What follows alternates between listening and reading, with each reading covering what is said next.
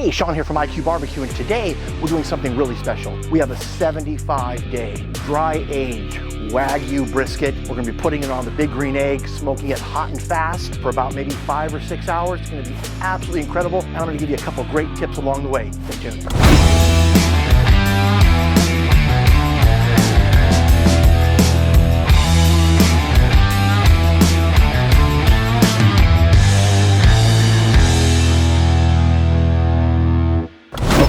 So this has been in our dry ager for 75 days, and it's been absorbing all of that nutty, earthy flavor, the umami flavor that we really want in a dry aged piece of meat. If you've ever been to a high-end steakhouse, all of their meat is dry aged versus wet aged. This is gonna give you a lot more flavor. So when we start carving this up, trimming it, you're gonna see the difference in the texture and the look of the meat. But before we get to the brisket, we're gonna have to deal with the Big Green Egg. Okay, so let's start with our Big Green Egg. This is the 24-inch XL model. It is large, a lot of area to cook on. So we're gonna use a lot of charcoal today to fill this up. Where do we start? We start with our wood. And we're gonna be using post oak today, chunks. Now you notice I'm putting the wood first. See, so many people obviously putting wood on top of their charcoal. You always wanna put the wood first. At the end of the day, the goal here is to get the wood to smolder, and wood smolders somewhere between 450 degrees and about 700 degrees. And that is a perfect temperature at the bottom of the grate underneath the charcoal. On top of the charcoal, the temperatures are nearly 1,000 degrees, and your wood will just burn up and you won't get nearly the flavor, because what you want to do is get the evaporation in the wood to evaporate the resin, which is what keeps the wood hard, and that's where you get all your flavor. So charcoal.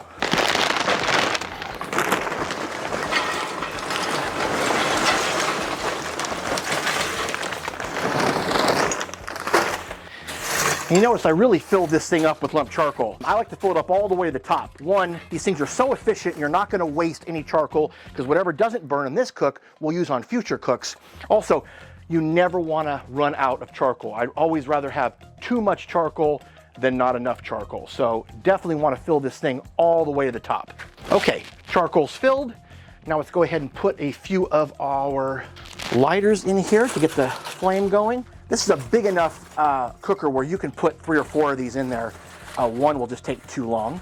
Just kind of move them around the outsides, bury them a little bit, and let's get those lit.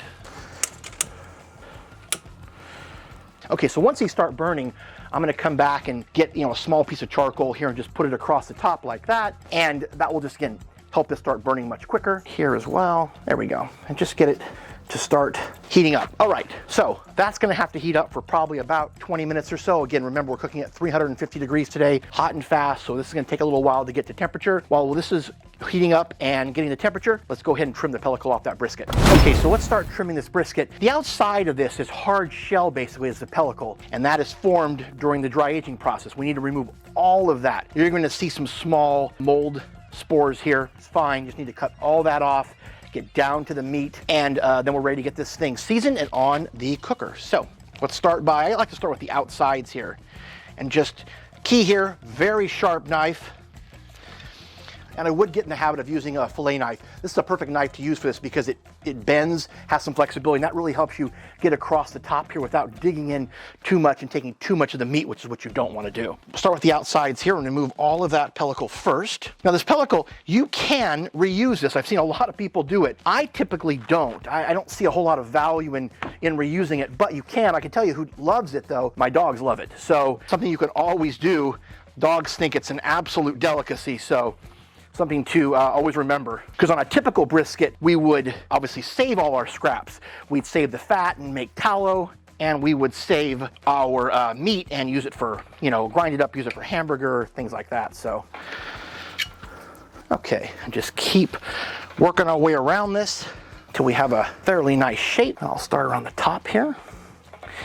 And you just want to work it right across the top. You're looking just to get down to this meat. That is the key.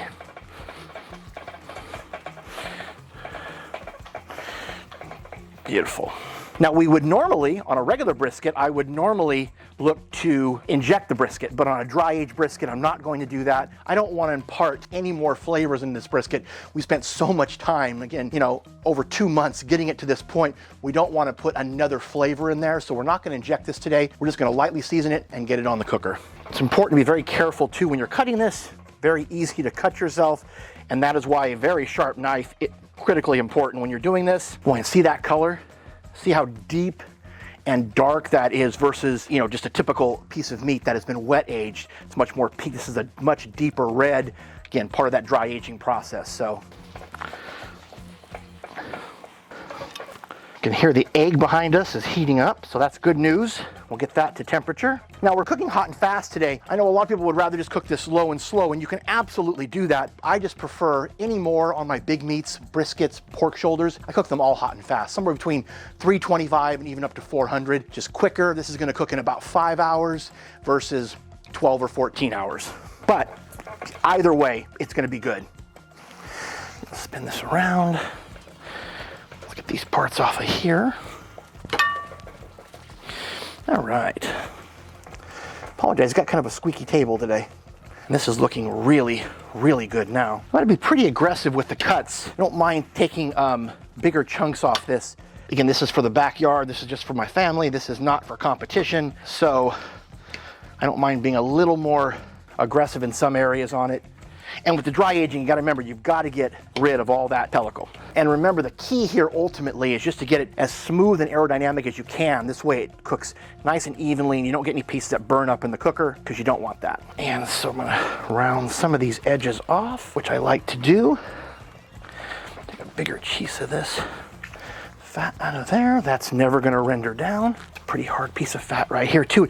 When you're trimming a brisket as well, is remember, a lot of it is just feel, how the brisket feels when you're cutting. If you feel some really hard pieces of fat, go ahead and remove those. You know that's not gonna render down on the cooker, so you know, feel free to do that. Don't think that you have to do it a certain way. There's more than one way to trim a brisket, and again, I do it a lot with just feel, the way it, you know, feels in my hand, and when it gets to a certain point, I know I've gotten, you know, I've gotten where I need to be as far as trimming it down. This is looking really good. This piece off right here. Okay, this is about where I want it to be. Let's get it seasoned, and let's check our big green egg as well. Okay, so the egg's nearly 350 degrees. Let's go ahead and season up this brisket. And we're just gonna use two seasonings today. Keep it really simple. We're just gonna use our brisket blend. I'm gonna start with the bottom here and do that first. And then we'll go ahead and do the top. And I always bottom first. I always want to do my presentation side last, the side that everyone's going to see. Get some side on the sides here as well, just like that. And then we're going to come back with our SPG. Now you notice I didn't use any binder here. I don't typically use a binder on the briskets. There's enough moisture on the outside, but if you want to use yellow mustard or olive oil, Worcestershire sauce, it's totally up to you. So our bottom is done. Now we'll flip this and get our other side. This is the presentation side, obviously. This is the side that everyone sees. I always want to do that last. Get a nice layer on there. Keeping the shaker maybe about 10, 12 inches above the meat, just to get a nice even layer across the brisket. Don't forget to get the sides as well. Obviously want to be able to get those. Beautiful. Come back with our SPG. Now we are going to use one more rub on this, but we're not going to do that until we're ready to wrap the brisket. But we will put one more rub on here. All right, just like that. Okay, so now we're going to let this hang out for about 5 or 10 minutes. Let that meat start sweating a little bit. We'll get it on the big green egg. Okay, so the egg's moving up to 350 degrees. Let's go ahead and get our meat on. Okay, time to put the brisket on. Whew. And there we go. See you in a few hours. Okay, so the meat's on, and remember with the Kamado cooker, the last thing you want to do is open the lid multiple times during the cook. Kamado cookers, you know, work because they're airtight. The more you open and close that lid, the more wide temperature swings you're going to get. You don't want that. You want that consistent temperature. So the only time we open the cooker today is going to be to spritz the meat, which you're going to do maybe about every hour. We're only going to spritz it with water. Nothing else. I don't want to add any other flavors like apple cider vinegar or Worcestershire sauce or something like that. Just water. Again, every hour, and hopefully we'll be ready to wrap this thing in a few hours. And I hope you're liking the video today. If you are, hit that like button. And don't forget to subscribe to our channel. We're nearing 1,000 subscribers. When we reach that milestone, we're going to start giveaways, which is going to be great for all of you. And don't forget to hit that post notification bell so you get notified whenever we put out a new video, which is every Thursday. Okay, so our brisket's been on for about an hour. Let's go ahead and open up the egg, spritz it with some water, and close it back down. All right, so before we open it, you want to kind of burp the lid. Let that air rush in. Ooh, look at that. Okay, spritz this up a little bit with just some water. That looks really good. All right. Close her back down.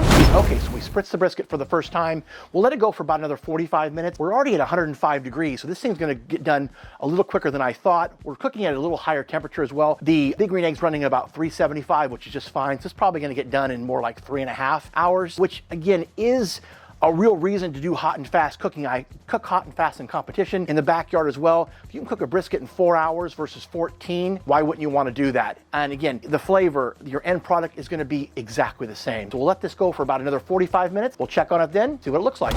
Okay, so our brisket's now been on for about 2 hours. 350 degrees Fahrenheit. It's looking about where we want it to be to wrap it. So let's take a quick look at it. Let me go over a few things that I normally look for before I wrap the brisket. Okay, so let's take a look at our brisket. Okay, so this is what we're looking for here. Basically, a few things I always look for when I'm looking at the brisket, when I'm determining whether or not I'm going to wrap it. Now, a lot of people will look at temperature, look for somewhere between 155 and 175 degrees. This is about 165 degrees right now, but that's one thing that I'm looking at, but it's not the most important thing. First thing I'm looking for is, as there's some evaporation here, is it starting to dry out and that bark starting to set? Yes, definitely. Is that fat starting to render on the side? Is it nice and soft? Absolutely. And that's another thing we really want to make sure we're looking at when we're doing this. And then overall, is that color, that deep mahogany color, has this brisket got enough smoke on it over the last 2 hours? And that's the third thing I'm going to look at. And then temperature is going to be last, but it definitely checks all the boxes for the bark, the evaporation, fat. Those are things we always are looking for. And now the temperature is there as well. So let's pull this off and let's wrap it. Okay, we got our brisket off. We have it in our pan. So let me show you what we're gonna do here. This is how I wrap my briskets. You can wrap them in butcher paper or foil. It's completely fine. But what I like to do is put the brisket in a foil pan and then put it back on the cooker. You can wrap it in butcher paper, you can wrap it in foil, it's completely fine. I just like this method of putting it in the pan, rack on the bottom. This way I can capture all my au jus on the bottom and all those flavors and juices that I'm gonna be able to take my slices from this brisket and put them back in before they're served. So, next step. I mentioned we're gonna put a third rub on this, and we're gonna do that now. But before we do that, we actually had some beef tallow that I've left in the smoker. And so we didn't have any scraps on this particular cook, but we have tallow we had left over from other cooks. I'm gonna go ahead and just put a little bit of the beef tallow over the top of this brisket. Not a lot, just to get a little bit of color on top of it here, or it's got a little bit of coverage on top of it, I should say. And this is gonna add a little bit of richness to it and a little more flavor. You're gonna see a lot of videos on YouTube about beef tallow like it's the newest thing in barbecue. It's not. People have been using it for decades in barbecue, but not everyone likes to have that extra richness added to their brisket. Some people would rather just have it without the tallow, and I like it both ways. But in this case, we will add the tallow just to increase the richness of the brisket a little bit. So now we're gonna add a little bit more seasoning. This is just our salt, pepper, garlic seasoning, but what I've done is I've ground it down in a spice grinder to a really fine powder. Now when we add this onto our brisket, it's gonna get absorbed immediately because it's so fine. And so we're just gonna add just a nice little layer right here on the top. Just like that. That will also soak up some of that beef tallow, a little on the side. Perfect. Next step. You can put foil right on top of this pan, but I don't like to do that because the foil sticks to the top of the brisket and you will get either flakes of foil in there or it'll pull off your bark. So what I do is put a piece of parchment paper, not wax paper, but parchment paper, over the top of the brisket. Kind of just fold it down the sides because this will not stick to your brisket at all. Just like that. And now we'll take our foil and put our foil on top of that. Seal this up nice and tight. Now that we've got it all sealed in the pan, put it back on the cooker and let it go all the way till probably around 205, 210 degrees. We'll start probing it about 205 because again, I'm more concerned about the feel and the tenderness of the brisket than I am about the temperature. Okay, it's been about 3.5 hours. Temperature probe just went off and said it's about 208 degrees. Let's go ahead and probe this thing and see if this brisket's done. Okay, let's take a look. Sounds good. Move some of that foil and then pull some of that. Well, that looks good. All right, let's go ahead and just use the point here as our reference. See how that probe just moves right in and out, just like it's in warm butter. It's perfect. Temperature right at 210, exactly where we want it to be. We're good. Okay, so let's pull this. Okay, pull that off our cooker. And now we're gonna have to let this rest. This is why we use parchment paper. It doesn't stick, the bark stays perfectly intact. There's a reason why we do that, and it works so much better just putting foil on it or even trying to use butcher papers. And we've been able to capture all that extra juice, all that au jus we wanted. So now we're gonna go ahead and let it rest. Now, what you typically wanna do is let this rest for at least 2 hours, but I like to let it rest 4 hours. So we're gonna let this rest 4 hours today. So we're gonna go ahead and cover this back up. We'll put our parchment paper back on, and we'll put our foil back on.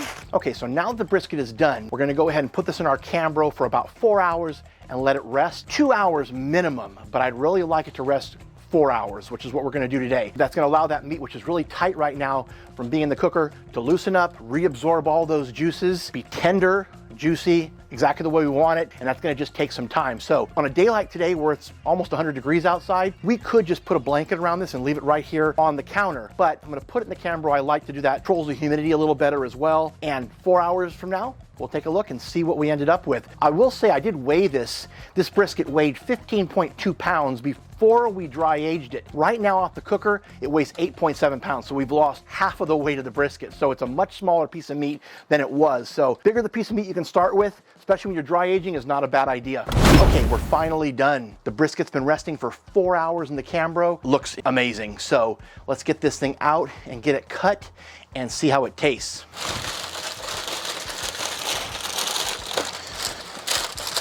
Okay, foil off there. This is why we use the parchment paper. Nothing sticks, and wow, look at that. Look how juicy that thing looks. That's crazy. Okay, let's get that off. Let's get this out of the, wow, that does look good. And you can see all of that au jus that we have left. So it really pushed out a lot of juice. Like with any brisket, we have two parts here. The flat and then the point comes to the top. And so we have the grain running two different ways. Grain's running this way over on the point. On the flat, it is running the opposite way. So we're gonna cut from this side over. If we were gonna make burnt ends today, what I would typically do here is make this first cut, cross here down the fat seam and then straight down and separate the point from the flat and be able to then season up that kind of that spot that was the seam, put it back on the smoker and make my burnt ends. But we're not gonna do that today. We're just gonna make slices. So it's good just exactly the way it is. But before we cut this, let's kind of recap what we did today. So we started off with just over a 15-pound American Wagyu Snake River Farms full packer brisket. Okay, we dry aged it in our dry ager for 75 days, and that lost about almost 40% of its volume just in the dry aging process. Brought it out, we didn't inject it, we just trimmed it. We did a pretty significant trim because there was a lot of pellicle on this. It's pretty thick in some areas, so I did a pretty aggressive trim. Then we put it on our Big Green Egg at 350 degrees, hot and fast. We only seasoned it with our brisket and our SPG Rub. Both of the recipes for those are in the description down below. And then about 2 hours later, after just spritzing it one time, we pulled it off and wrapped it, and we put it in our foil pan, the rack inside of it, and then put a piece of parchment paper and then foil on top, put it in for additional hour and about 20 minutes. So this whole cook took just over 3 hours. And now that it's done, resting for 4 hours, we're ready to take that next step, obviously. So it looks really good. So let's start cutting this and see how it looks inside, and then more importantly, how it tastes.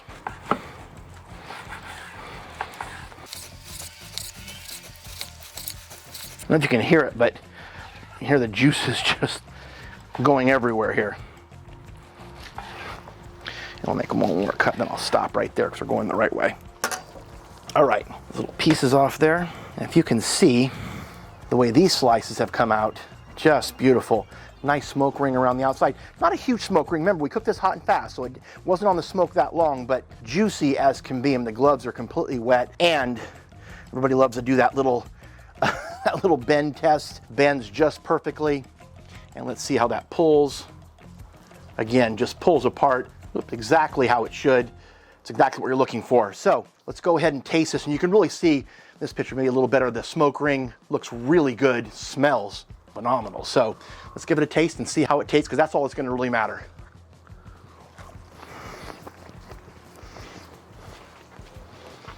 Oh wow, I know I always say that. Oh, so earthy, kind of almost a nutty flavor to it. Dry age is gonna give you that, I would say, kind of that umami flavor, which is so pronounced here. And it really is in the center of this, and it's just so good. And again, these slices are just what we're looking for, just perfect. I mean, if I can cook a brisket like this every time, we're in good shape. And guys, don't be overwhelmed with a dry aged brisket. It's not that hard to make. Sure, we put this in a commercial dry ager. You don't have to do that. And you certainly don't have to pay 30, even 40% more for dry aged meat. You can basically buy vacuum seal bags that you can dry age in. I'll put the link down below for those as well. You need the bags and the dry ager. Really simple. You put your meat in there, whether it's a brisket or a ribeye, can dry age it for anywhere from, let's say, 15 days. We go as short as 15 days and all the way up to 100 days. So it depends on how much of that flavor you really want, but this is the perfect combination. About 75 days for a brisket is perfect. You lose a lot, there's no doubt. This is now, down to about a 7-pound brisket, but the flavor is incredible and there's still plenty of meat here. And if you can see the juice here, I mean, look at that. That's exactly what you want. Look at all that juice running down, just perfect. And smoke ring on the side.